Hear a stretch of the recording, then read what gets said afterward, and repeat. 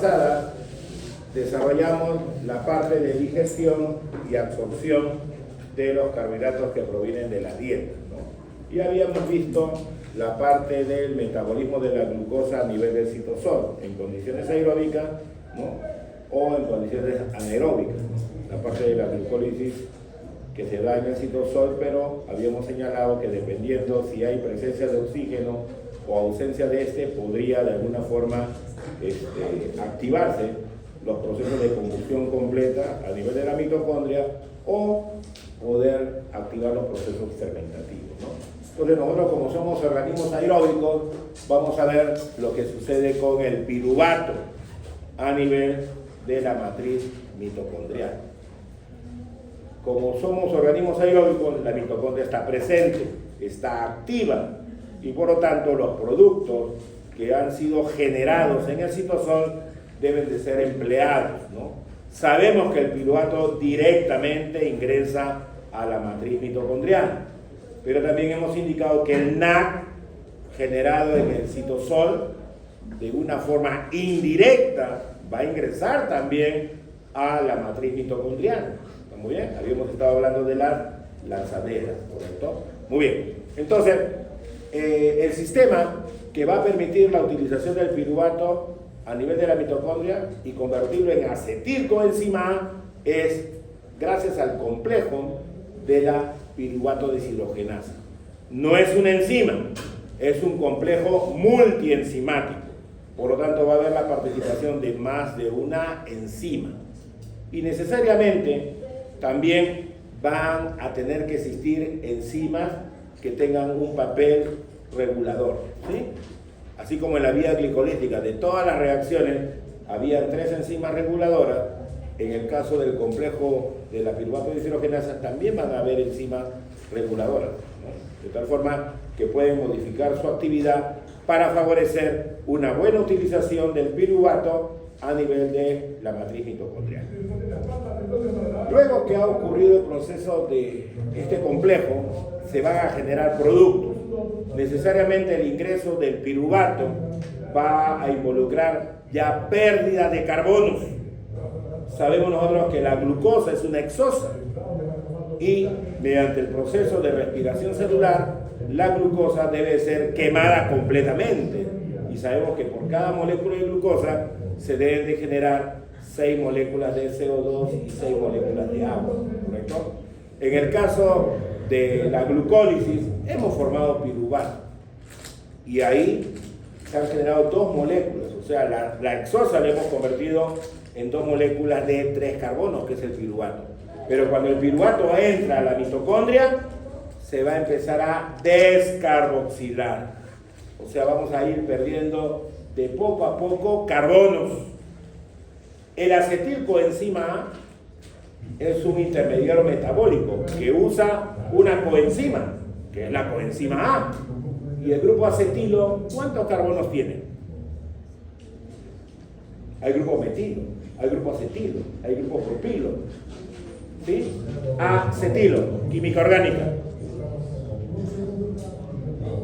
2 unidades de carbono, así es. Entonces, el acetilcoenzima A se va a formar a partir del piruvato, que tiene 3 carbonos. Entonces, ahí en ese complejo se va a perder un carbono. Y de 3 voy a pasar a 2, que son el acetilcoenzima A. Muy bien. Luego, vamos a continuar con otras reacciones a nivel de la matriz, donde el acetilcoenzima A va a ingresar al ciclo de Krebs, ¿no? Vamos a tener el ciclo de Krebs, y el ciclo de Krebs, ese acetil se va a condensar con el oxalacetato y va a dar una vuelta, ¿sí o no? Y ahí también se van a ocurrir procesos de oxidorreducción que son mayoritarios y también va a haber pérdida de 2 carbonos. Entonces quiere decir que esas estructuras hidrocarbonadas que entraron a la matriz mitocondrial se van a convertir ahora en CO2. Por cada piruvato yo voy a tener que producir 3 moléculas de CO2 y como son 2 piruvatos van a tener por lo tanto la formación de 6 moléculas de CO2, que es correcto, porque eso me está indicando que hay combustión y la combustión se debe dar en la mitocondria, ¿no? En el complejo de la piruvato deshidrogenasa y en el ciclo de Krebs se van a formar equivalentes de oxidorreducción, Pero recuerda, la mayor cantidad de estos equivalentes se dan en la mitocondria. En el citosol solamente se formaron 2 NAC, nada más. Pero en el caso de la matriz mitocondrial vamos a tener una mayor formación. Entonces, ¿qué sabemos del NAC? ¿Qué sabemos del FAC? Que ellos van a equivaler a ATP. Y donde yo tenga una mayor cantidad de productos que corresponden a estos equivalentes de oxirreducción, va a haber mayor producción de energía. ¿Y qué sabemos nosotros por la parte biológica? Que la organela es nuestra principal organela generadora de ATP. Entonces, obviamente, estos mecanismos oxidativos que se dan dentro de la mitocondria garantizan eso, la mayor producción de energía. ¿Qué sabemos nosotros con respecto a la generación de ATP en un proceso de respiración celular? ¿Qué me dicen? Bueno, la combustión completa de una molécula de glucosa me da de 36 a 38 ATP. Perfecto. ¿Y qué hemos visto la semana pasada? Que una glucólisis aeróbica me puede dar de 6 a 8. La diferencia es 30, ¿sí o no? De 36 a 38, le resto 6 y 8, me quedan 30, ¿sí o no? Y 30 es abundante con respecto al medio mitocondrial. Entonces eso es correcto, la mayor cantidad de producción energética se va a dar en la mitocondria. ¿Por qué? Porque es una organela que depende del oxígeno. Y donde está presente el oxígeno, ¿qué va a haber? Oxidación. Y si hay oxidación, mayor generación de equivalentes de óxido, reducción, que al final de cuentas van a significar ATP, ¿no? Muy bien, entonces, en la cadena transportadora de electrones se va a dar el transporte electrónico. ¿Qué va a suceder con esos equivalentes de óxido reducción? Se van a tener que oxidar. Y al oxidarse, ¿qué va a haber? Liberación de electrones que se van a movilizar entre los componentes de la cadena. Y va a haber bombeo de protones. Y sabemos que existe el sistema de la ATPasa, que es el sistema responsable de la síntesis de ATP, pero utiliza el gradiente de protones para la síntesis, ¿no? Por lo tanto, esos NAC o esos FAC, cuando alcancen la membrana mitocondrial interna, van a generar, al final de cuentas, ATP, ¿no? Ese es nuestro último destino de esos equivalentes de oxirreducción. Los equivalentes de oxirreducción del citosol van a ser empleados ahí, pero recuerda, de forma indirecta, ingresan. Y en el caso de los equivalentes de oxirreducción que se van a dar dentro de la matriz, esos son propios de la mitocondria, directamente van a ir hacia la cadena transportadora de electrones y vamos a permitir la formación de energía, ¿no? Entonces, de eso vamos a hablar el día de hoy. Muy bien. En la figurita estamos acá haciendo la presentación de la vía glicolítica, lo que ocurre en el citosol. Sabemos que en la vía glicolítica la glucosa se convierte en 2 piruvatos, 2 moléculas de ATP y 2 moléculas de NADH. ¿Sí? Perfecto. Entonces hay producción de ATP, pero es la producción más baja que existe. Dentro de la mitocondria se deben de dar varios tipos de procesos. Obviamente no está figurando el complejo de la piruvato de dihidrogenasa, pero el piruvato primero pasa por el complejo de la piruvato de dihidrogenasa y luego el acetil ingresa a Krebs. Cuando hay funcionamiento de los procesos oxidativos dentro de la matriz, ¿qué vamos a tener? Formación de NAC y de FAC en mayor cantidad, ¿correcto? Entonces, el mismo ciclo de Krebs, ¿qué nos genera? GTP, que es equivalente a ATP, pero estos equivalentes de oxirreducción, NAC y FAC, van a la cadena y mediante el mecanismo de transporte electrónico y fosforilación oxidativa vamos a tener la mayor producción de ATP. Esto es mayor dentro de la mitocondria, la producción de ATP, que lo que puede darse a nivel del citosol, ¿no? Entonces la organela importante energética sigue siendo nuestra mitocondria. En el complejo de la piruvato deshidrogenasa, ¿qué va a ocurrir? Vamos a requerir utilizar al piruvato. ¿Qué característica tiene el piruvato? Fíjate, es un cetoácido. Tiene un carbono carbonílico y tiene un carbono carboxílico. El carbono carbonílico es un grupo cetónico, que tú lo conoces. Y el otro grupo es un grupo carboxilo, ¿sí o no? Entonces, es un cetoácido, ¿ya? Muy bien. ¿Qué va a pasar con este cetoácido? Va a ser utilizado por el complejo. Este complejo multienzimático tiene 3 enzimas. Y estas son sus denominaciones, E1, E2, E3. pero cada una de ellas tiene su nombre propio. Piruvato deshidrogenasa, la E1. Dihidrolipoidrasacetilasa, la E2. Y la dihidrolipoideshidrogenasa, la E3. Esos son sus nombres. Son 3 enzimas que están participando ahí. Pero este sistema, ¿qué requiere? La participación de coenzimas. ¿Ya? ¿Cuántas coenzimas va a usar? 5. Bien, acá están. Pero de estas 5, 4 son de origen vitamínico. Ya habíamos hablado de que las coenzimas derivan de vitaminas de tipo hidrosolubles, ¿no? Entonces, la vitamina B1 me va a dar TPP. ¿Qué significa TPP?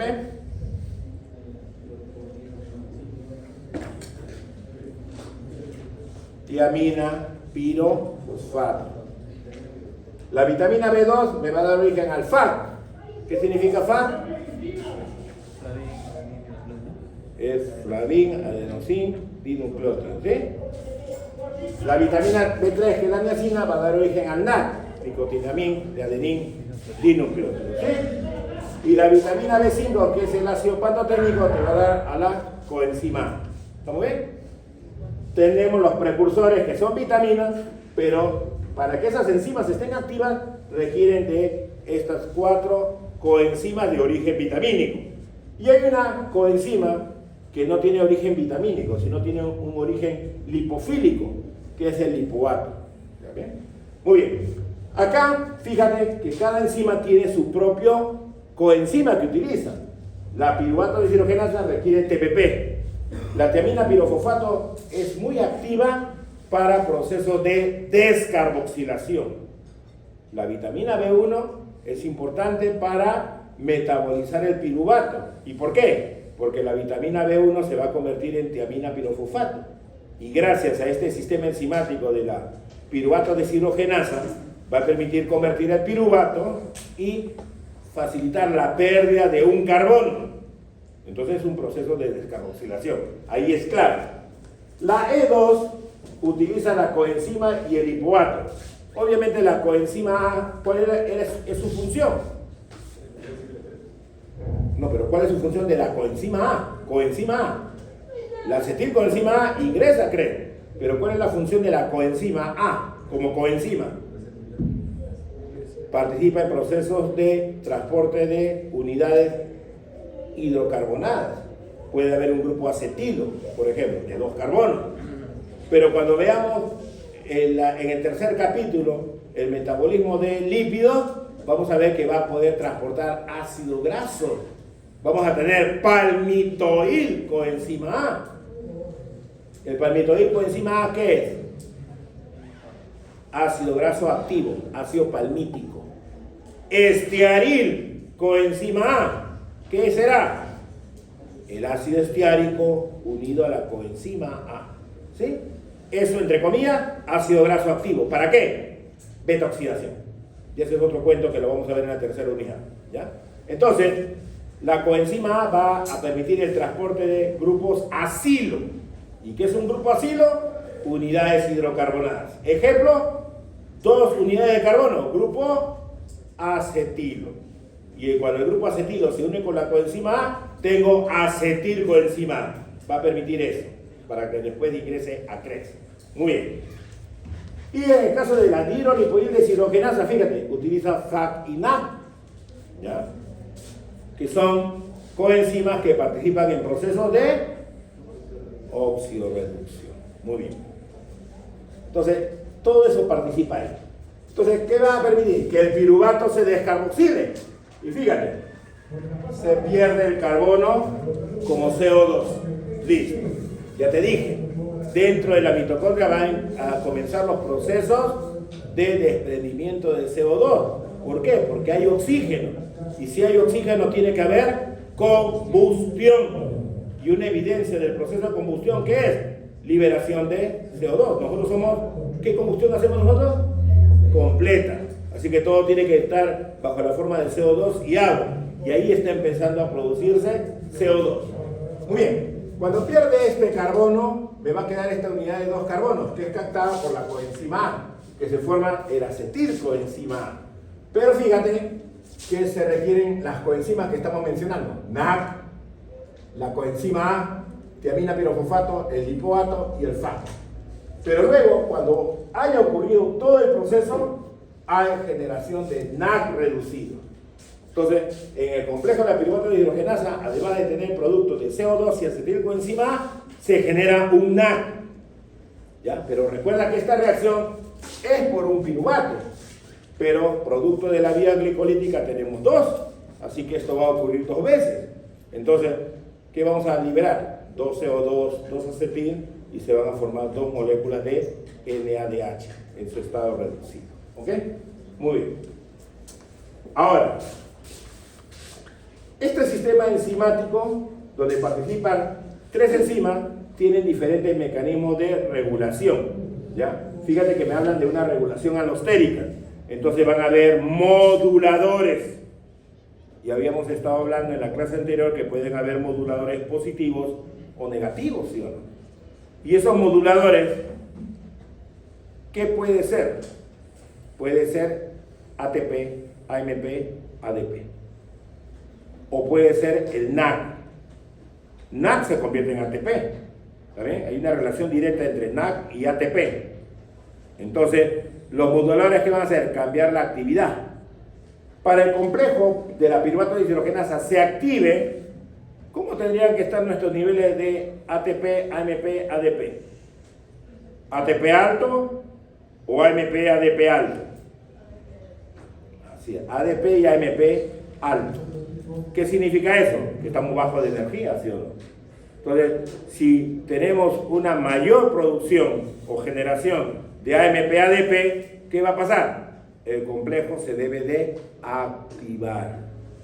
¿Sí? Si tu celular ya está cargado, ¿para qué lo vas a cargar? No sirve para nada. Pero si ves una rayita, ¿qué tengo que hacer? Conectarlo para que se cargue, ¿sí o no? Entonces tiene que ocurrir vía glicolítica activa para poder generar piruvato. Y el piruvato después, ¿qué tiene que pasar con él? Ingresar a la mitocondria. ¿Para qué? Para seguir siendo quemada, ¿sí o no? ¿Sí? Entonces, cuando tu nivel energético está bajo, la señal que induce a que se active la vía glicolítica, y ahorita que estamos hablando del complejo, es niveles altos de AMP, ADP. Recuerda que la carga energética, ¿cómo se evalúa? ATP, AMP, ADP. Si la relación aumenta, ¿qué significa? Que hay más ATP que ADP, AMP. Y si la relación disminuye, quiere decir que hay poco ATP, pero hay más AMP, ADP, ¿sí o no? ¿Está bien? Entonces, una carga energética baja, ¿correcto? ¿Qué va a inducir? Que se active todo esto, ¿sí? Recuerda, carga energética baja. ¿Está bien? ¿Tú por qué enchufas tu celular? Pues se te va a morir. ¿Y cómo sabes que se te va a morir? Una rayita, dos rayitas. Ah, hay AMP, hay ADP. Tengo que proporcionar energía, ¿sí? Esas son las señales moduladoras que deben de existir. Pero también puede haber modificación covalente. Y la modificación covalente, eso lo relacionamos con ¿qué? Con hormona. ¿Y quién? Insulina glucagón. ¿Y quién propiciaba colocarle el grupo fosfato a las enzimas? El glucagón, así es. ¿Y quién permitía la desfosforilación? La insulina, ¿no? Entonces, tengo también que ver esa situación. Cuando tú te alimentas, ¿cómo está tu glicemia al inicio? Baja, ¿sí o no? Pero como estás alimentándote, la glicemia se eleva. ¿Qué se libera? Insulina. ¿Y qué se espera? De que tus enzimas estén activas o inactivas. Activas. Y las reguladoras, que se regulan por modulación covalente, tienen que encontrarse fosforiladas o desfosforiladas. Desfosforiladas. Ya te dije, tu lapicero, para que escriba, requiere no tener la tapa. ¿Está bien? La enzima, para que facilite la reacción de la glucólisis y ahora de este complejo, tiene que estar desfosforilada. ¿Y quién favorece eso? La insulina. Eso favorece a la insulina. Entonces hay dos mecanismos de control que vamos a verlo por ahí. Listo. Acá es cómo funciona este complejo. ¿Por dónde comenzar? Por acá, donde está el piruvato. Muy bien. ¿Quién va a participar? Acá hay un orden de las enzimas. Participa E1. E1. ¿La E1 quién es? Piruvato de deshidrogenasa. ¿A qué clase de enzima pertenece? ¿Helicasa? ¡Ay, ay, ay! ¿Ah? óxido reductasa. ¿Ya? Óxido reductasa. Muy bien. Pero esta enzima, ya habíamos indicado que depende de tiamina pirofosfato, el TPP. ¿Qué hemos indicado? Que esta coenzima va a permitir, ¿qué cosa? Procesos de descarboxilación. Entonces, ¿qué pasa con el piruvato? Se descarboxila. Ya tengo un primer producto. Pero me va a quedar una unidad de 2 carbonos. Esa unidad de 2 carbonos se va a asociar con el TPP. Lo va a captar y se va a convertir en hidroxietil-TPP. Esa es la primera reacción de la piruvato deshidrogenasa, la enzima E1. Luego viene la segunda enzima, E2, dihidrolipoid transacetilasa. ¿Qué clase es? Transferasa. ¿Sí? Es una transferasa. Entonces, ¿qué va a permitir? La transferencia del grupo acilo. Este es el grupo acilo, tiene 2 carboncitos. Está bajo la forma de hidroxietil-TPP. Entonces, esta enzima, ¿qué va a permitir? Transferir esa unidad de 2 carbonos. Y va a haber un aceptor. Y ese aceptor, ¿quién va a ser? La lipoamida. La lipoamida va a recibir a esa unidad de 2 carbonos. Acá está el grupo acetilo. La lipoamida se convierte en acetil dihidrolipoamida. Listo. Esa es la segunda reacción. Pero, ¿qué va a suceder acá? De que este grupo acetilo se debe transferir. ¿A quién? A la coenzima A. Entonces, ahí está la coenzima A, y esta enzima que va a permitir transferir el grupo acetilo a la coenzima A para generar el segundo producto. ¿Sí? ¿Estamos bien ahí? Se generó el segundo producto, acetilcoenzima A. Pero mira que cuando se pierde el grupo acetilo, la lipoamida se encuentra rica en hidrógenos, rica en electrones. ¿Qué significa? ¿Está oxidada o reducida? Reducida. La lipoamida se ha reducido. Si yo tengo otro segundo piruvato que va a entrar, ¿qué requiero? Descarboxilarlo. Y los 2 carbonos que están acá se los tengo que dar a esta lipoamida. Pero ojo, no tiene la misma estructura. Entonces, ¿qué tengo que hacerlo? Regenerar esa estructura. Entonces, esto que está abierto lo tengo que cerrar nuevamente. Entonces, ¿qué va a ocurrir acá? La participación de un equivalente de oxirreducción. ¿Quién es? El FAC. Y el FAC va a quitarle estos hidrógenos a la dihidrolipoamida y se regenera. Por lo tanto, puede ser utilizado el segundo piruvato. Si esto no se regenera, quedó ahí. Ya no puede proseguir la reacción. ¿Correcto? Recuerda que siempre estamos produciendo glucosa, la estamos convirtiendo en piruvato, y el piruvato debe entrar a la mitocondria, no lo puedo parar. Si lo paro, obviamente no voy a poder continuar el proceso de respiración completa. ¿Sí o no?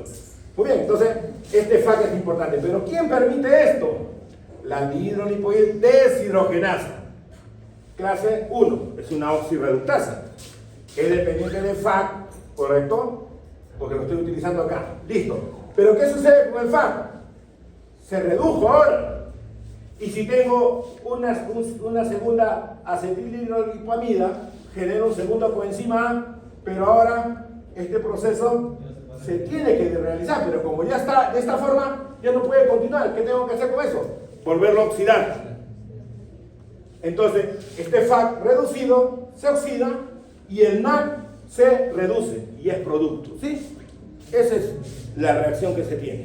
Es complejo, pero así es. En forma resumida, el piruvato se descarboxila, me forma un acetilcoenzima y me forma un NAC reducido. Punto. Pero fíjate que es complejo y ahí están participando varias coenzimas de varias vitaminas que requerimos. Entonces fíjate que nuestro metabolismo celular necesita de micronutrientes obligadamente. No le damos vitaminas, esto no funciona. Entonces no podemos generar la mayor cantidad de energía que requerimos, ¿sí o no? ¿Sí? Una persona que no consume vitamina de complejo B de forma apropiada se va a sentir cansado, débil. ¿Y por qué? Te falta energía. ¿Y por qué te está faltando energía? Porque no puedes hacer todas estas reacciones, y recién estamos comenzando, todas estas reacciones que ocurren dentro de la mitocondria. La entrada nada más del piruvato para que empiece a ser oxidado. Entonces, alimentarse bien. Profesor, no es que yo tengo anemia. Le hace su análisis de sangre, tiene 16 de hemoglobina. Entonces, ¿por qué estás débil? Si está bien en hemoglobina. Preocúpate tus vitaminas. ¿Ya? Tus vitaminas de complejo B. ¿Ya? Siempre echamos la culpa de la hemoglobina. A veces sí tiene una buena hemoglobina, lo que falta es vitamina. Come más cosas de chatarra, ¿no? Sí, pues el problema es la hora de que tenemos que ir a almorzar, ¿no? Pero bueno, ¿ya? ¿Qué hacemos? Así en esta vida. Y cuando trabajes en tu laboratorio, tu institución, tu clínica, vas a ver que no va a haber tiempo. No va a haber tiempo. Muy bien. Acá, esta imagen es para poder hacer evidencia de los mecanismos que tienen que ver con el control de actividad. Muy bien. Acá me hablan de complejo activo y acá me hablan de complejo inactivo. Pero, si somos bien observadores, ¿qué veo acá? Que hay un cambio en la enzima E1, que es la piruvato deshidrogenasa. ¿Quién está cambiando acá su conformación estructural? Grupo fosfato. Entonces, la E1 se controla, se regula por modulación covalente. Entonces, si yo estoy en un estado de buena alimentación, habrá insulina. Y si hay insulina, ¿qué va a permitir? Que la enzima esté activa. Si no tiene grupo fosfato, va a estar activa. Si tiene grupo fosfato, está en estado inactivo. ¿Y eso qué permite? Control, regulación. ¿Correcto? Pero también, por acá, hay señales. ATP, NAD, ADP, que pueden inhibir o activar a la piruvato deshidrogenasa quinasa.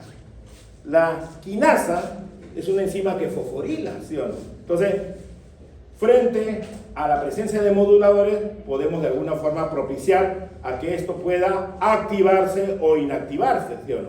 En este caso, estamos viendo que si hay ATP, inhibe, pero si hay ADP, activa, ¿sí o no? Entonces, van a haber ahí cierto tipo de controles, ¿está bien? Entonces, cuando hay fosforilación, hay un cambio de conformación estructural. Acá se ve todo esferitas y luego hay un grupo de proteínas globulares que cambian su conformación estructural y pasan a su estado inactivo, ¿no? Entonces, principalmente hay una regulación por modificación covalente, pero también puede haber un proceso de control y regulación por algún tipo de modulador. Muy bien, entonces, ¿qué hemos visto ahorita? La oxidación del piruvato. ¿Qué es oxidación del piruvato? Convertir el piruvato en acetilcoenzima A. Entonces, el piruvato de la vía glicolítica, si yo tengo uno, yo sé que ese piruvato se va a convertir en acetilcoenzima A, CO2 y un NAD. Pero como tengo los dos piruvatos de la vía glicolítica, cada uno me forma un NAD y al final tengo dos. Y como yo estoy ya dentro de la mitocondria, ese NAD va a poder ir directamente a la cadena transportadora, facilitar el proceso de fosforilación oxidativa y voy a tener, por lo tanto, 6 ATP. ¿Sí? Muy bien. Ese es lo que es del complejo de la piruvato deshidrogenasa. Cuando veas oxidación del piruvato, se está hablando del complejo de la piruvato deshidrogenasa. Muy bien. ¿Qué hacer después con ese acetilcoenzima A? Dirigirlo al ciclo de Krebs. Recuerda que el ciclo de Krebs tiene varias denominaciones, ¿sí? Ciclo de Krebs en función a las personas que hicieron el descubrimiento de esta vía metabólica, ¿correcto?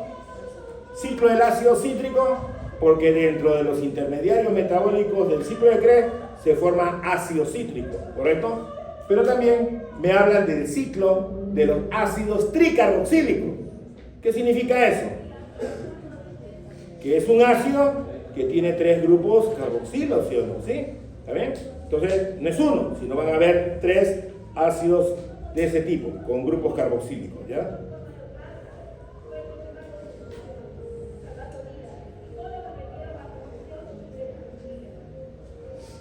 Un ratito.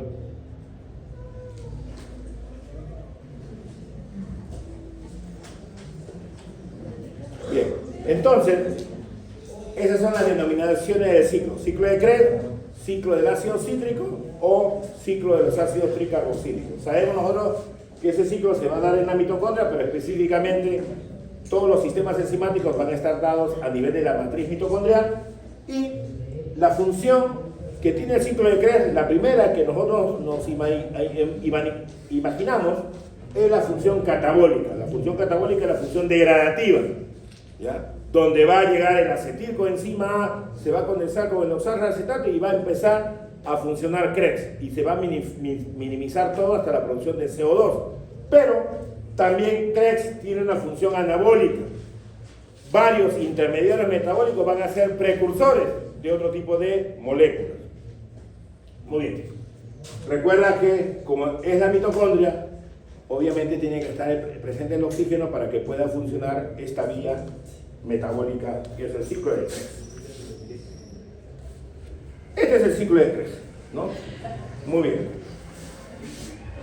Tengo acá mi acetilcoenzima A y está marcado de color rojo los dos carbonos que provienen del piruvato que se acaba de descarboxilar.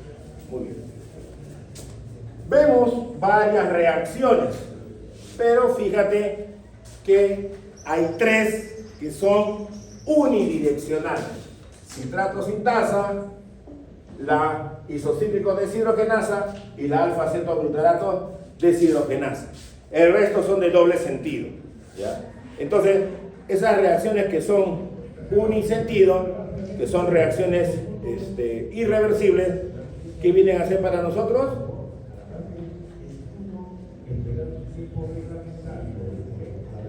Puntos de control, puntos de regulación. Recuerda, la vía glicolítica tenía 3 puntos de control. ¿Cuáles eran? La clase pasada, ¿cuáles eran esos 3 puntos de control, regulación de la vía glicolítica? La primera reacción, la exoquinasa, ¿sí? Después venía la tercera reacción de la vía glicolítica, que es de la fosfofructoquinasa tipo 1. Y luego venía la última reacción, que era de la piruvato-quinasa. Esos son los 3 puntos de control. En el caso del complejo de la piruvato deshidrogenasa, la que tiene control por mecanismo de fosforilación es la E1, que es la piruvato deshidrogenasa propiamente dicha. Y acá en Krebs vamos a tener 3 enzimas también reguladoras, que es la citrato sintasa o citrato sintetasa, la isocítrico deshidrogenasa y la alfa-cetoglutarato deshidrogenasa. Esas son las 3 enzimas que controlan el ciclo de Krebs. ¿Cómo inicia este ciclo de Krebs? Por la acción de la citrato sintasa. Va a haber un mecanismo de condensación. ¿De quién? Del oxalacetato, que se va a juntar con los 2 carboncitos que tiene el acetilcoenzima A. El oxalacetato es una molécula que tiene 4 carbonos. Al condensarse con el acetilcoenzima A, vamos a tener una molécula de 6 carbonos, que va a ser citrato. Pero fíjate su estructura. Tiene 1, 2, 3 grupos carboxílicos. Es uno de los ácidos tricarboxílicos que existen ahí. Son 3, ¿ya? Entonces, es correcto llamarlo ciclo de los ácidos tricarboxílicos. Uno de ellos es el citrato. Muy bien. Esta es una reacción que se va a regular. La conitasa va a permitir facilitar la deshidratación de ese citrato para convertirlo en el cisaconitato. Pero también las mismas conitasas pueden favorecer la hidratación de ese cisaconitato y convertirlo en isocitrato. El cisaconitato también tiene 3 grupos carboxílicos. El isocitrato también tiene 3 grupos carboxílicos. Esos son los 3 ácidos tricarboxílicos que tiene el ciclo de Krebs. Muy bien, esos no son puntos de control. Pero luego, ¿qué va a pasar con este isocitrato? Con él vamos a empezar a seguirle quitando carbono a la estructura. Y mira, se va a perder un carbono bajo la forma de CO2. Ese carbono es el que está en esta posición. Este grupo carboxilo se va a descarboxilar. Y cuando el isocitrato se descarboxila, que es una molécula de 6 carbonos, queda reducida a una molécula de 5 carbonos, que es el alfa-cetoglutarato. Pero también ese proceso no solamente es de descarboxilación, sino también es un proceso de oxidorreducción, donde se genera el primer NAD del ciclo de Krebs. Entonces, estoy perdiendo carbonos y también se está generando NAD reducido.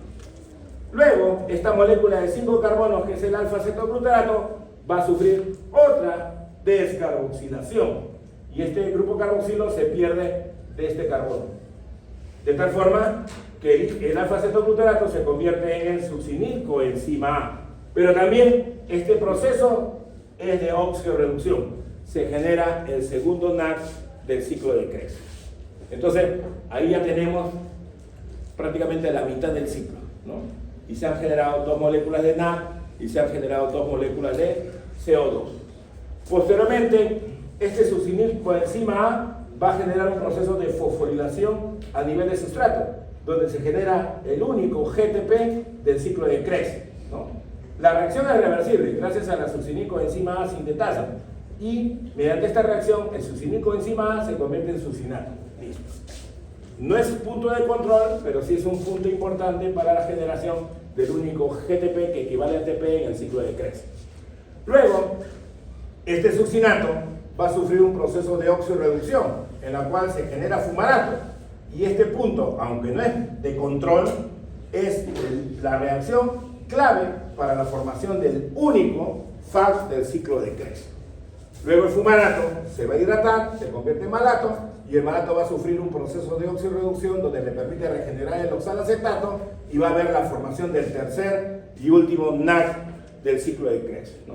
Entonces, fíjate que han ingresado 2 carbonos, pero también se están perdiendo 2 carbonos adicionales, ¿no? Entonces, si yo tengo una molécula de piruvato y entró a la matriz mitocondrial, en el complejo de la piruvato de hidrogenasa ya perdió un carbono, pero cuando entra el acetilcoenzima a Krebs, se están perdiendo 2. Estoy perdiendo por cada piruvato 3 carbonos, y como son 2, voy a tener al final de cuentas 6 carbonos que se están liberando. Además, se están formando 3 NAD, un FAC y un GTP. Por tanto, este ciclo es el que tiene mayor importancia desde el punto de vista energético. ¿Por qué razón? Porque esos equivalentes de oxidorreducción van a ser en mayor cantidad, ya que vamos a tener la utilización de 2 acetilcoenzima A. Recuerda, por cada piruvato son 2 acetil. Pero por cada piruvato un acetil. Como tengo 2 piruvatos, van a ser 2 acetil. Entonces, Krebs va a funcionar 2 veces. Entonces ya no voy a tener 3 NAD, sino voy a tener 6 NAD, 2 FAC y 2 GTP. Y si busco la equivalencia energética, va a ser una equivalencia energética mucho más alta. Muy bien. Entonces, ciclo de Krebs tiene sus puntos de control. Y esos puntos de control tienen mecanismos también de control de regulación alostérica. Y el modulador sigue siendo, ¿qué cosa? Carga energética. Si tu carga energética está baja, ¿tendrá que funcionar Krebs? Sí. Si tú estás bajo de energía, te alimentas para quemar todo. Porque si esto no funciona y comes, obviamente no vas a producir una buena cantidad de ATP. Tienen que estar las enzimas activas. Entonces, si yo estoy con una carga energética baja, o que no estoy en un estado de alimentación, ¿eso qué va a inducir? A que todas las enzimas que hemos estado hablando como enzimas de control o regulación estén activas. ¿Y eso qué me va a permitir? Que la glucosa se combustione. Entonces voy a poder generar ATP. En tanto que si yo ya cubro mi requerimiento energético, quiere decir que yo ya no estoy deficiente de energía, sino ya estoy cargado de energía. ¿Qué debe pasar con todas estas enzimas? Inactivarse. ¿Y qué va a pasar con la glucosa? Ya no se va a quemar. Y si ya no se va a quemar, ¿qué voy a hacer con ese excedente de glucosa? Guardarlo, almacenarlo como glucógeno o como grasa, ¿correcto? Entonces, si no existiesen estas enzimas, cualquier cosa podría estar sucediendo. Pero, como son enzimas alostéricas y tienen sus propios moduladores, eso va a permitir tener, ¿qué cosa? Control. Y voy a poder activar el metabolismo celular o inactivarlo con respecto al proceso de respiración celular, ¿correcto? Muy bien, entonces tenemos ahí a nuestro ciclo de Krebs. Acá tenemos lo que va a suceder dentro de la mitocondria. En la mitocondria, ¿quién está? El complejo de la piruvato deshidrogenasa. ¿Qué más? El ciclo de Krebs. Tenemos ahí los moduladores. Por un lado, me está colocando el sistema de modulación covalente que se va a dar a nivel de E1, que es la piruvato deshidrogenasa. Pero también tenemos que tener en cuenta el proceso de activación e inactivación. Este complejo se inhibe por niveles altos de ATP. Por ejemplo, si hay mucho NAC, que es producto final, acetil o ATP, si está elevado esto porque no se está quemando, combustionando, va a bloquear al complejo de la piruvato deshidrogenasa. Igualmente, ATP bloquea citrato sintasa, ATP bloquea isocíclico deshidrogenasa, ATP también bloquea al alfa-cetoglutarato deshidrogenasa. Entonces, si yo tengo niveles altos, porque ya cubrí mi requerimiento energético, se bloquea el ciclo de Krebs, se bloquea el complejo de la piruvato deshidrogenasa y el piruvato ya no se quema dentro de la mitocondria. Pero también esa señal que va a hacer, bloquear a la piruvato quinasa, bloquear a la fosfruto quinasa y ya no va a funcionar la parte final de, ¿qué cosa? De la vía glicolítica. ¿Qué va a propiciar? Que se acumule la glucosa 6-fosfato. Y si la glucosa 6-fosfato se acumula, bloquea la exoquinasa. Entonces la glucosa 6-fosfato va a tomar otro destino metabólico, que es para la formación del glucógeno. Eso es lo que es control.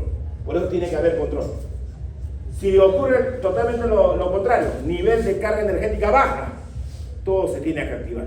Y por tanto debe facilitar los mecanismos oxidativos dentro del citosol y dentro de la matriz mitocondrial. Ahora, Krebs no lo veamos solamente como un ciclo donde van a ingresar esqueleto hidrocarbonado y se va a quemar, sino también los intermediarios del ciclo de Krebs pueden tener algún otro propósito. Por acá, esto lo vamos a ver en metabolismo de lípido. El citrato se va a acumular. Recuerda que la carga energética, ¿qué va a propiciar? Inactivación de enzimas, ¿no? Entonces, yo puedo bloquear a la alfa-cetoglutarato deshidrogenasa y a la isocíclico deshidrogenasa, ¿y qué va a pasar? Se va a acumular el citrato. Y el citrato va a poder salir de la matriz mitocondrial hacia el citosol. ¿Para qué? Para aportar esqueleto hidrocarbonado que va a permitir la formación de ácidos grasos y de colesterol. ¿Estamos bien? Entonces, tenemos un intermediario que no lo vamos a degradar, sino más bien va a ser precursor de lípidos, bajo la estructuración de ácidos grasos y de colesterol. Algunos intermediarios metabólicos, como el alfa-cetoglutarato, son precursores de aminoácidos. Un cetoácido, cuando se le pone un grupo amino en su estructura, se convierte en aminoácido. Y hay aminoácidos que son precursores de otros aminoácidos. Entonces, bajo ciertas condiciones, sabemos nosotros que hay aminoácidos que son de tipo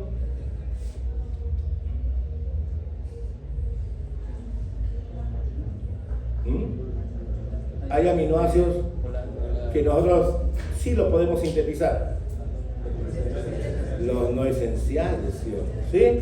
Entonces, nosotros podemos utilizar algún intermediario metabólico de Krebs para poder formar aminoácidos de tipo no esencial. Los esenciales obligadamente tienen que venir por la dieta, pero tenemos capacidad de formar aminoácidos de tipo no esencial. Entonces podemos garantizar esto, ¿no? Entonces, ¿qué cetoácidos son importantes? Alfa-cetoglutarato. Otro, el oxalacetato, que puede formar las aspartatas parequinas, por ejemplo, ¿sí? Ahora, dentro de lo que es el metabolismo de ácidos nucleicos, en la formación de ácidos nucleicos, a nivel de la formación de las bases nitrogenadas de tipo purina y pirimidina, se requiere esqueleto aminoacídico. Es por eso que vemos acá que el glutamato es importante para la formación de purina, así como la asparagina o aspartato para la formación de pirimidina, ¿sí? Entonces, sirve, no solamente Krebs es para degradar, sino para sintetizar. El oxalacetato, mediante este sistema de la fosfoenolpiruvato carboxilasa, podemos convertir el fosfoenolpiruvato. Y el fosfoenolpiruvato puede garantizarme también la formación de otros aminoácidos, ¿no? Pues fíjate que es complejo esta función anabólica que tiene el ciclo de Krebs. Y en el caso del succinilcoenzima A, me va a permitir formar porfirinas. ¿Y qué porfirina es importante para nosotros? La protoporfinina, ¿qué número? 1 no, la 9, el número romano, que es la que va a formar parte del grupo hemo. Por ejemplo, la protoporfinina 9, el número romano 9, por si acaso, si a la protoporfinina 9 yo le agrego hierro ferroso, se convierte en grupo hemo. ¿Está bien? Entonces, CREX sirve para eso. Entonces, no lo veamos como que todo se degrada ahí. También va a servir para formar otro tipo de biomoléculas, ¿no? Entonces, CREX es un ciclo central donde vamos a poder utilizar carbohidratos, lípidos y la parte hidrocarbonada de los aminoácidos, pero también puede servir para formar otro tipo de biomoléculas como la que estamos acá presentando. Entonces, ¿qué es CREX para mí? Es un proceso donde se va a dar la oxidación de la acetilcoenzima A. Cuando veamos el término de oxidación de la acetilcoenzima A, me están hablando de CREX. ¿Y qué hemos visto? Que por cada acetilcoenzima A se generan 3 NAC, un FAC y un GTP. Pero como no tengo un acetil, sino tengo 2, todo es por 2. Tendré, en vez de 3 NAC, 6 NAC. En vez de un FAC, tendré 2 FAC. En vez de 2 GTP, ¿no? Voy a tener 2 ATP, que es lo equivalente, ¿cierto? ¿Sí? Listo. Entonces, ahora, frente a esto, que es un proceso oxidativo de la glucosa que se va a dar en forma completa, tengo que ver mi rendimiento total del proceso de combustión. Entonces, la vía glicolítica ya habíamos dicho que me da de 6 a 8 ATPs. Lo que estamos viendo en la mitocondria te debe dar 30, como te había indicado. 6 ya tengo por el complejo de la piruvato de hidrogenasa. Y lo de acá, 6 por 3, 18 del NAC. 2 por 2, 4, y el GTP que vale un ATP, cada uno 2. Listo. Entonces, lo sumo, ¿y qué tengo acá? Que en CREX me va a dar 24 ATPs. Complejo de la piruvato de hidrogenasa, 6. 6 más 24 tengo 30. Más los 6 y 8 de la vía glicolítica, tengo un rendimiento total de 36 a 38 ATP. Entonces, si estamos en una condición anaeróbica, se activan los procesos fermentativos. No solamente tenemos 2 ATPs, eso es en el glóbulo rojo o músculo, cuando está deficiente de oxígeno, ¿no? Pero nosotros somos aeróbicos. Obviamente hacemos combustión completa y tenemos ese rendimiento energético que es grande, de 36 a 38 ATP. Cuando veamos la parte de metabolismo de los lípidos, el esqueleto hidrocarbonado es mucho mayor. ¿Por qué? Porque nosotros vamos a utilizar a los ácidos grasos y tenemos ácidos grasos que son de 16, 18 carbonos, 12 carbonos, y ellos cuando se degraden me van a dar muchas moléculas de acetilcoenzima A. Acá la glucosa, ¿cuántos acetilcoenzimas da? No se está dando 2. Y por cada acetil me va a producir 12 ATPs. Pero en el caso de un ácido graso, pongamos el ácido palmítico tiene 16 carbonos. Esos 16 carbonos los voy a ir rompiendo de 2 en 2. Voy a tener 8 acetilcoenzimas A.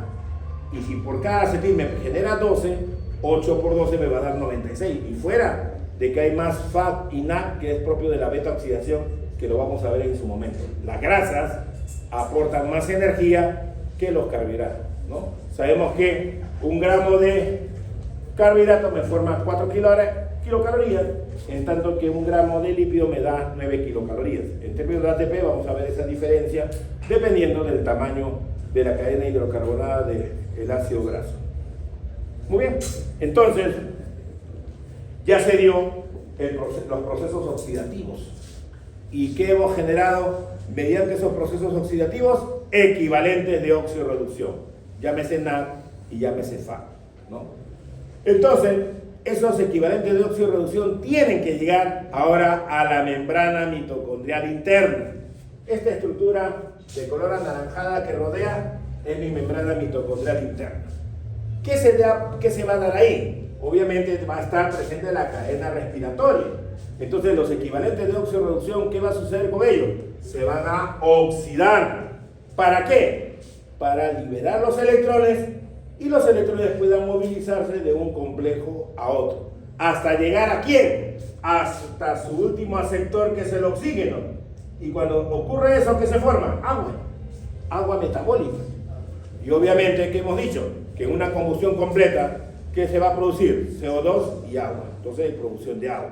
Ahora, en este proceso donde hay migración de electrones, también ¿qué se va a generar? Bombeo de protones. Recuerda que hay una membrana mitocondrial interna y hay una membrana mitocondrial externa. Y hay un espacio entre las dos, que es el espacio intermembranoso. Cuando se dé el transporte electrónico, también va a haber bombeo de protones, pero ese bombeo de protones va a ir de la matriz hacia el espacio intermembranoso. ¿Y qué va a pasar? Su concentración va a aumentar y ese gradiente de protones va a retornar ahora hacia la matriz y mediante el sistema de la ATP sintasa, que tiene que ver con el mecanismo de fosforilación oxidativa, vamos a garantizar ¿qué cosa? La síntesis de ATP. Entonces, si hay transporte electrónico y hay gradiente de protones, ¿qué generamos? ATP. ¿Sí? Entonces, nuestra mitocondria tiene esa capacidad de formar ATP y tiene los elementos responsables a nivel de la membrana mitocondrial interna para favorecer dicho proceso. NADFAC todavía no es ATP. Para que se convierta en ATP, tiene que llegar a la membrana mitocondrial interna para que se den todos estos eventos y garanticemos ¿qué cosa?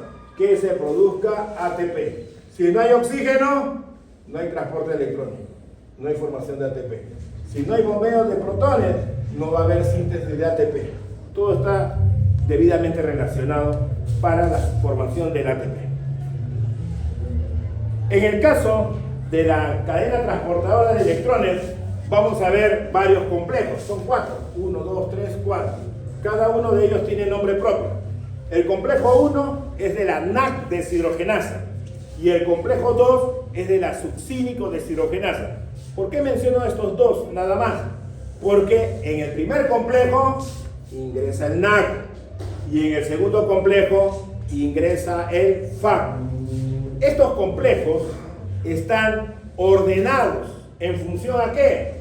A su potencial de óxido reducción. ¿Quién tiene el mayor potencial de óxido reducción?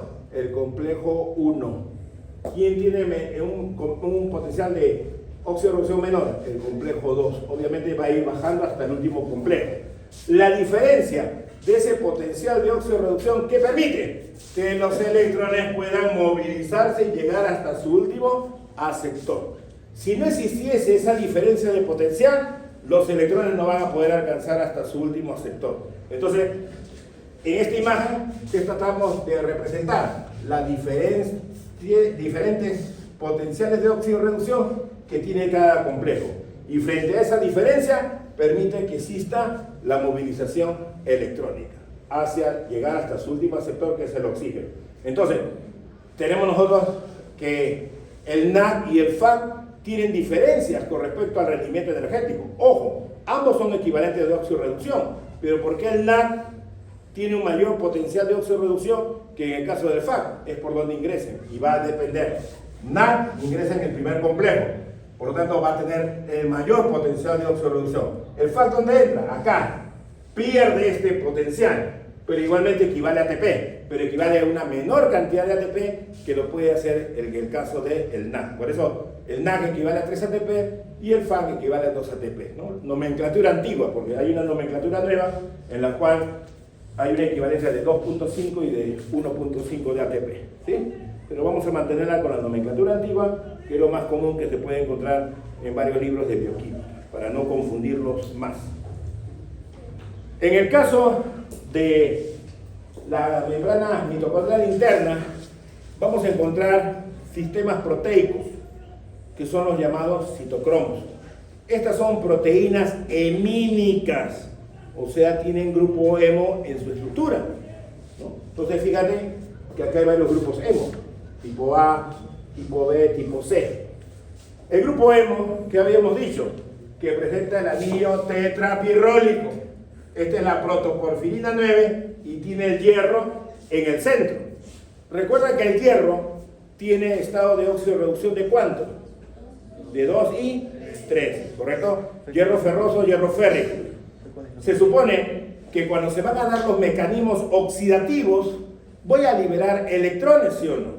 Entonces, si yo tengo un hierro férrico, puede ganar electrones y puede pasar a un estado de hierro ferroso, ¿sí o no? ¿Sí? Entonces puede haber ganancia de electrones.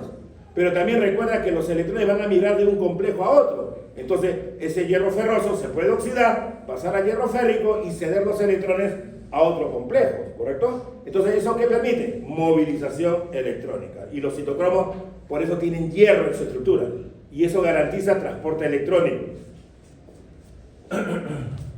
Entonces, también cuando estás bajo de hemoglobina, sabemos que hay una deficiencia de hemoglobina por hierro, ¿sí o no?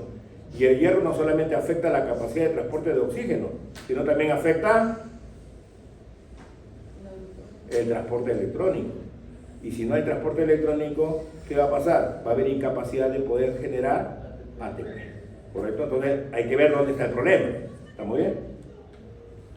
También, a nivel de la membrana mitocondrial interna, ¿qué podemos encontrar? A la coenzima Q, o llamada también ubiquinona. Ese es un agente lipofílico. ¿De qué está hecho nuestra membrana biológica? Obviamente hay fosfolípidos, ¿sí o no? Que es un agente lipídico ahí presente. Se supone que en la membrana biológica hay fosfolípidos y hay proteínas. Los complejos de la cadena transportadora de electrones son complejos proteicos, ¿correcto? Que están presentes en esa membrana fosfolipídica. Se supone que tengo un complejo y tengo otro complejo distante. Es como si yo tuviera un iceberg por un lado y tengo otro. Quiero yo movilizarme, ¿qué tengo que hacer? Con un botecito remar y llegar hasta el otro iceberg, ¿sí o no? ¿Sí? Entonces, ¿quién va a permitir esa movilización? La ubiquinona. La ubiquinona es como si fuera ese botecito. Recibe los electrones de un iceberg y los va a transportar hacia el otro, porque se puede movilizar sin ninguna dificultad a nivel de la membrana fosfolipídica. La ubiquinona es importante. Entonces, la ubiquinona como biomolécula tiene como característica que se puede oxidar y se puede reducir. Acá hay protones y hay electrones. Entonces, la ubiquinona se puede reducir, pero también puede oxidarse. ¿Y eso qué permite? El transporte electrónico de un complejo a otro complejo. ¿Ya? Entonces, esto es importante. La ubiquinona o la coenzima Q, por ahí, de repente, en el caso de las damas, las señoritas que tenemos acá, ¿la conocen o no? ¿No? ¿No se echan alguna crema de belleza? ¿No? ¿Aún no? Ah, ya, muy bien. Está bien, está bien, está bien. Pero por ahí hay propaganda, ¿no? Dice crema CD-PON con coenzima Q, dice, Q10 todavía. ¿Sí? Es esa, la ubiquinona. ¿Y para qué se echan crema de belleza? Supongamos, ya tanto hombre y mujer, porque hay metrosexuales también varones por acá. ¿Ya? ¿Sí o no? ¿Para qué? ¿Para qué te echas una crema de belleza? Antiarruga. ¿Y la presencia de arrugas qué indica? Ya, pero ¿qué más indica? Envejecimiento, así es. Los viejitos, ¿qué dice de los viejitos? Están oxidados, ¿no? Me dicen que el colágeno, ¿no? El colágeno, ¿cómo está? Oxidado. Entonces, ¿qué tengo que hacer? Evitar la oxidación. ¿Y cómo evitamos la oxidación? Con antioxidantes. La coenzima Q es un antioxidante. Y ojo, es un agente lipofílico. Entonces, cuando tú te echas la cremita, todo va a penetrar a las células, va a proteger, ¿sí o no? Y de ahí, de donde estaban tus patas de gallo y todo, ya no las tienes, ¿sí o no? ¿Sí? En algún momento la vamos a usar. Lean ahí la posología de las cremas de belleza. Tienen algunos principios importantes como agentes antioxidantes, ¿no? Bueno, eso está presente en la membrana fosfolipídica de la membrana interna de la mitocondria y va a garantizar el transporte electrónico de un complejo a otro complejo. También más, ¿qué más hay por ahí? Proteínas ferrosulfuradas. Ahí veo cisteína, ¿sí o no? ¿Y la cisteína qué es? Un aminoácido. ¿De qué tipo? Sulfurado. Azufrado, ya no me asuste, ya, azufrado. ¿Está bien? Tiene grupo SH, ¿sí o no? Muy bien. Estas proteínas ferrosulfuradas tienen hierro en su estructura, como lo he mencionado. Entonces también pueden estar cambiando sus estados de óxido de reducción. O sea, en esa membrana biológica hay muchas cosas que están ahí presentes y que son importantes para que se dé el transporte electrónico, ¿sí? Las estoy mencionando nada más. Entonces hay una complejidad de todo ese mecanismo de transporte electrónico. Y ahí están algunos de los participantes de dicho evento. Muy bien, entonces, ¿qué tenemos acá? El complejo 1, el complejo 2, complejo 3, complejo 4. ¿Qué es eso? Cadena transportadora de electrones, ¿ya? ¿Cuál me interesa que conozcan? Las dos primeras. Entonces, ¿cómo se llama el de acá? NAC deshidrogenasa. ¿Y por qué NAC deshidrogenasa?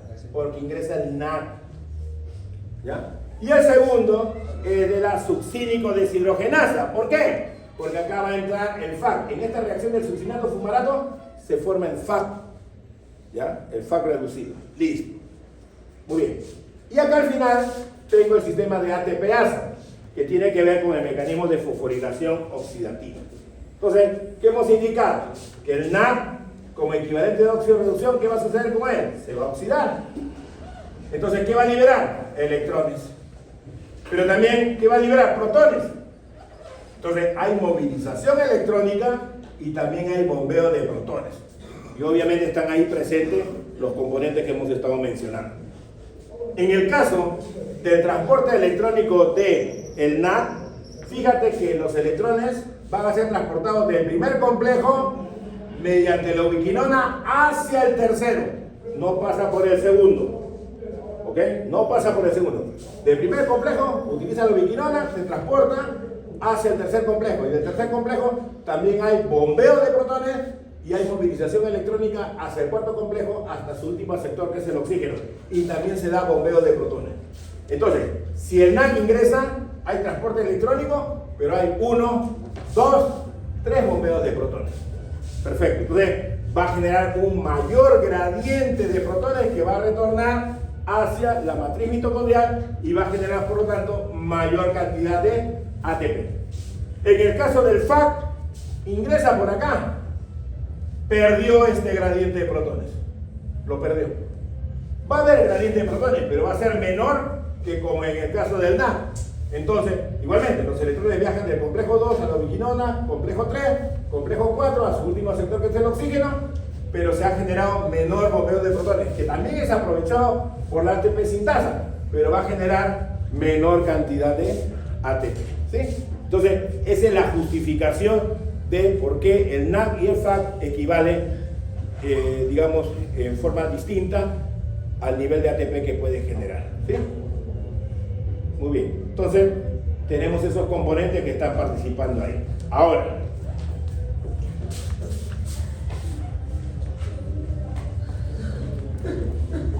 podemos nosotros tener la incapacidad de poder producir energía. Ya hemos indicado que si se da el proceso de respiración celular, vamos a tener la garantía de tener la mayor producción de energía, que va a ser de 36 a 38 ATP. Pero pueden haber inhibidores. Los inhibidores de alguna forma pueden interferir en los mecanismos de transporte electrónico o también los mecanismos de fosforilación oxidativa. Por acá, algunos ejemplos de inhibidores de la cadena que bloquean la cadena respiratoria. Le ponen la rotenona, que es una toxina, ¿no? Actúa inhibiendo el complejo 1. Entonces va a impedir de que el NAC ingrese ahí. Y obviamente el NAC produce la mayor cantidad de energía dentro de nuestros mecanismos de oxirreducción que se dan en estos cuerpos. Fíjate, de todo lo que hemos visto, vía glicolítica hay formación de NAC. A nivel de complejo lapirote y deshidrogenasa hay formación de NAC. Ciclo de Krebs, hay 3 NAC versus 1, que es un FAC, ¿sí o no? Entonces, es la principal vía de utilización. ¿Qué va a pasar acá? Va a afectar el ingreso del NAC, pero no bloquea al FAC. Entonces va a haber una pérdida de capacidad de transporte electrónico si se utiliza la rotenona, ¿no? El amital inhibe también al complejo 1, pero ¿qué afecta? Las oxidaciones dependientes del NAC. El NAC está ingresando al nivel del primer complejo y debe de haber mecanismos oxidativos para el transporte electrónico. Acá el amital va a bloquear eso y obviamente va a haber pérdida de transporte electrónico a ese nivel. Antimicina. Que es un antibiótico, inhibe al complejo 3. Entonces se supone que tanto el NAC como el FAC, sus electrones llegan hasta el tercer complejo. Esta antimicina bloquea y por tanto perdemos capacidad de transporte electrónico a nivel de la cadena transportadora de electrones. Cianuro bloquea al citocromo A3, que es el responsable de facilitar la llegada de, ¿qué cosa? De los electrones hasta el último sector, que es el oxígeno, ¿sí? ¿Está bien? Si alguien quiere suicidarse bien, tiene que pensarlo bien, ¿sí? ¿Qué va a bloquear? ¿Está bien? Entonces, por ahí hay algunas opciones, ¿no? ¿Ya? Para unos que están deprimidos por el examen de repente, ¿no? Bueno, todavía falta. Estos inhibidores detienen el paso de electrones. Ojo, detienen el transporte electrónico, de modo que no hay bombeo de protones. Para cuando se da la movilización electrónica, siempre va a haber bombeo de protones.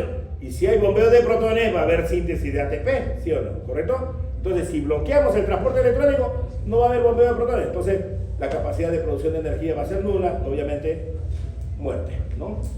No hay síntesis de ATP, es lo que me dice ahí. ¿Qué más tenemos por acá?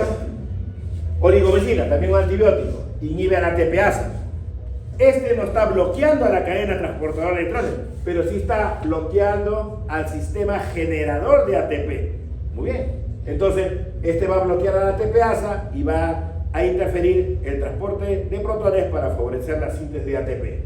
La diclohexilcarbonidina, reactivo soluble en lípidos, también inhibe el transporte de protones. Ya se supone que debe haber un retorno del gradiente de protones.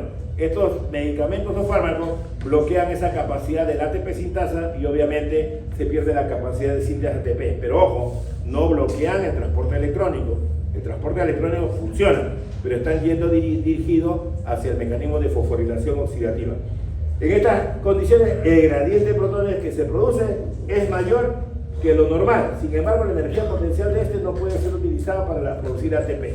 O sea, va a haber transporte electrónico, va a haber bombeo de protones, pero como estamos nosotros bloqueando el sistema de ATPasa, ese gradiente de protones no va a favorecer la síntesis de ATP como corresponde. Entonces, perdemos también capacidad energética, ¿no? Y ahí están los ejemplos, ¿no? Protenona, a nivel primer complejo, amitán, complejo 1 también, antimicina, complejo 3, cianuro, complejo 4. El monóxido, obviamente, está bloqueando el carbono al complejo 4, porque es un competidor del oxígeno. Acida también a nivel del complejo 4. ¿Sí? Entonces, tenemos ahí elementos que van a impedir el transporte electrónico y van a impedir los mecanismos de fosforilación oxidativa. Pero hay otras sustancias que se llaman agentes desacopladores. ¿Ya? ¿Qué dice acá? Son venenos que hacen permeable a la membrana mitocondrial interna de los protones. ¿Ya? La membrana mitocondrial sabemos que tiene selectividad y no permite que los protones puedan movilizarse del espacio intermembranoso hacia la matriz mitocondrial. Obligadamente esos protones tienen que pasar por el sistema de la ATP sintasa, tienen que pasar por ahí. Pero estos agentes desacopladores, ¿qué van a hacer? Modificar la permeabilidad de la membrana.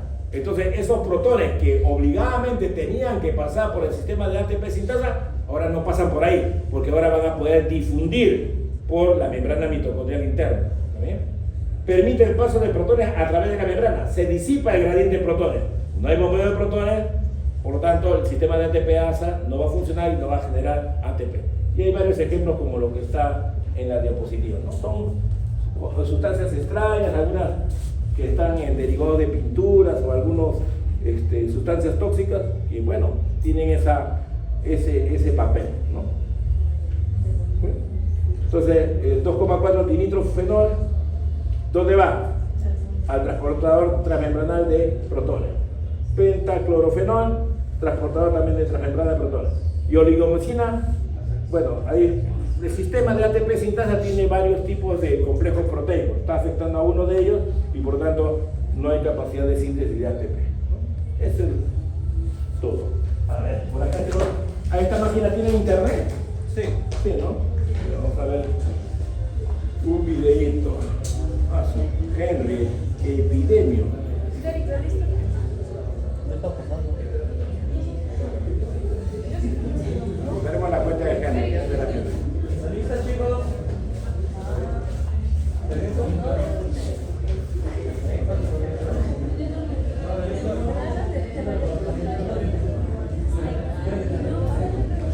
Pásamela para atrás. Tiene internet, pero bien lento.